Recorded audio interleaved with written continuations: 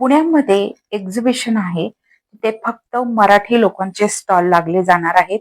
तर त्यासाठी माझी तयारी सुरू झाली. मी सुद्धा पुण्यामध्ये एक्झिबिशन मध्ये स्टॉल लावणार आहे आणि सगळ्या शेवचे प्रकार मी करणार आहे. नाचणी पापडी किंवा ज्वारीची मोठी शेव, लहान शेव, बाजरीची शेव, नाचणीची शेव असे सगळे आम्ही शेव करून तिथे घेऊन जाणार आहे. तर इथे मी पीठ मिक्स करून बेसिक मसाले घातले आणि पीठ छान मळून घेतलं. अगदी मऊसूत असं पीठ मळून घ्यायचं.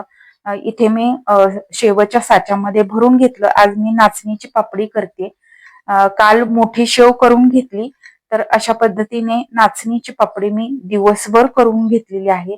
काल दिवसभर मी मोठी शेव करून घेतलेली आहे. एकदम छान कडक अशी भाजली जाते.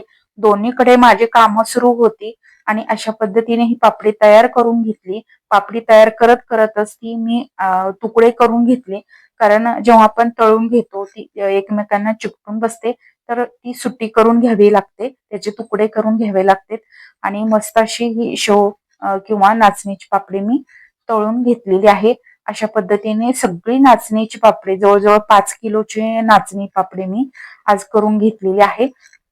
तर टोटल 25 किलो मी माल तयार करते. तर आज मला पृथ्वीराज सापडला. त्याने पॅकिंग साठी मदत केली, लेबलिंग साठी मदत केली. तर अशा पद्धतीने त्याने सगळं पॅकिंग तयार केलं आणि नंतर एका मोठ्या बॅग मध्ये भरलं किंवा पिशवीत भरून ठेवलं. जसजसा माल तयार होईल तसा आम्ही पिशवीत भरून तयारी केली.